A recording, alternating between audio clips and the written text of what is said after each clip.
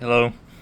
So in this video I'm going to be discussing a new custom Buck 117 Brahma, which is this guy, and my philosophy in general on carrying of weapons as a citizen.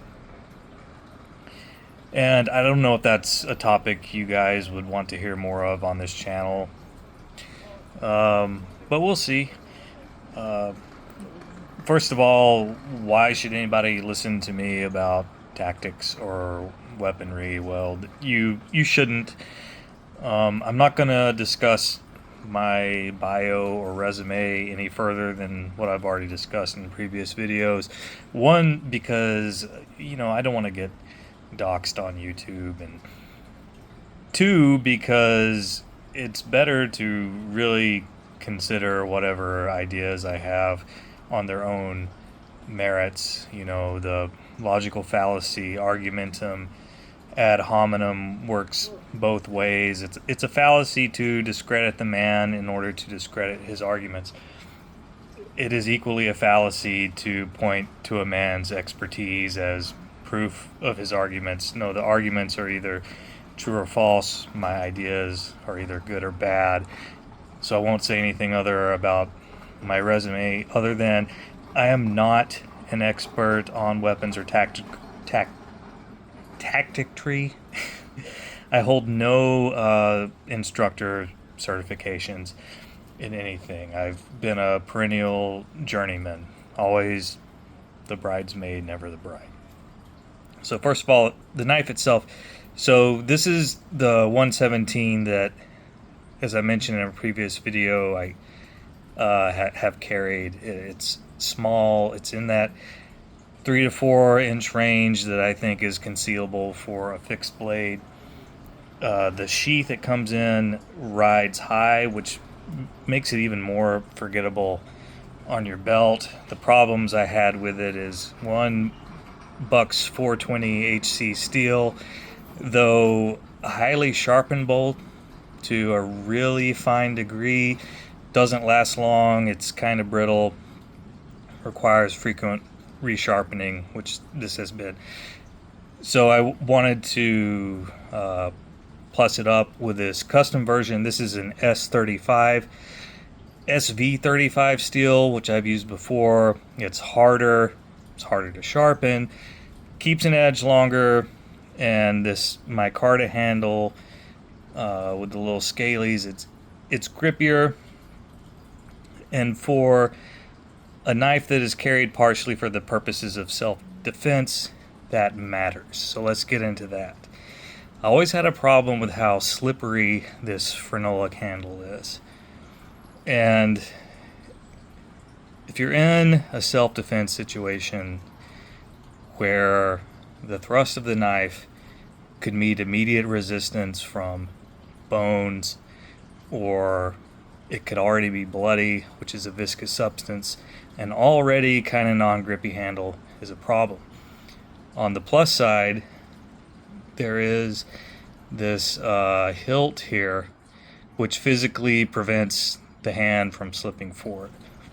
And that's a must for choosing a self-defense knife. There must be some physical barrier, such as a hilt or a choil, that will physically prevent your hand from slipping forward onto the blade when thrusting. So this is passable, this is better, it's grippier, and it's still got the physical obstruction here.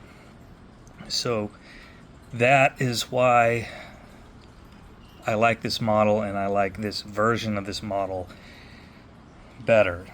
Now that we've covered how to select characteristics for a self-defense knife, where to carry it, I'm only discussing what I like to do. In the last 20 years, I've gotten myriad, often mutually exclusive and contradictory training on what to do. And my main takeaway from all of that is to pick and choose that which works for you. And if you work as a member of a team, make sure all of you on that team are on the same page. But there's definitely more than one way to solve any problem. So all I'm doing is saying what I've settled into as a person who goes about my business in a large city. I follow what I call is right side, and by right side I mean my strong side. So moving forward in this video, if I say right side, I just mean strong side. So for you lefties, convert it. So right side, kill side. Left side, everything else. And then right side, strike side. So what that means is my 3 o'clock, my right hip, is dedicated to the firearm and only the firearm. The knife goes on the 9 o'clock, my left hip, and it is always horizontally with the pommel facing inboard towards the belt buckle. The reason for that is, one, my muscle memory will never reach for the knife when I mean to reach for my gun, or vice versa. And these muscle memory mix-ups have caused problems in the past. There was a high-profile case of a New York Transit Authority officer who carried both a gun and a taser. He was right-handed. He carried both his gun and his taser on his right side. He meant to subdue an unruly citizen with his taser, but in the stress of the moment, he drew his gun instead and killed him. He meant to drew his taser. There was another case in the Midwest with a female officer on a highway, a person experiencing excited delirium, classic case for a taser. She meant to draw the taser. Again, she carried it on the same side as her gun, drew the gun instead, shot, and killed him. Both of these police officers went to jail. Now, we are not police officers, and we are not there to subdue a subject. Our duty is to de-escalate and get the hell out of there. But muscle memory will be a problem when you're in a high-stress situation, especially if it's one of your first. And what these two cases had in common is the transit authority officer was a rookie. It was one of his first high-stress situations. And the Midwest officer, the female, although she was not a rookie and had been on the force for a long time, she was new to the road. She had spent most of her career behind a desk. So stress took over.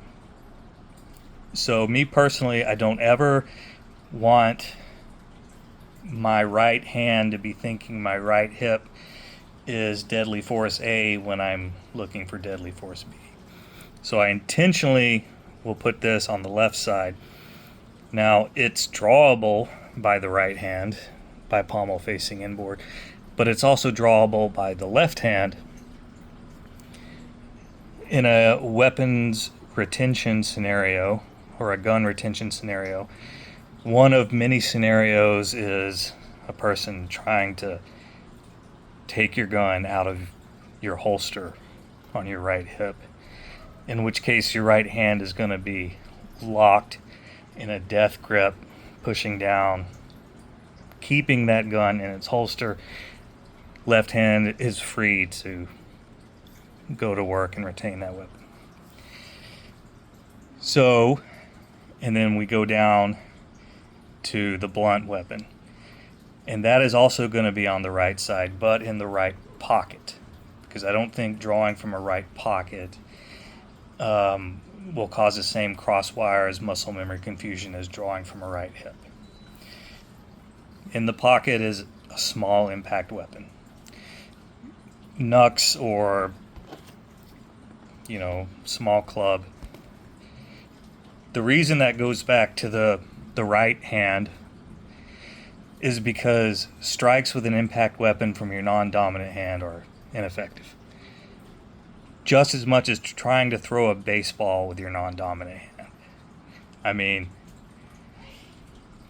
it'll fly, but it's going to humble you. You ever tried to throw a baseball with your non-dominant hand?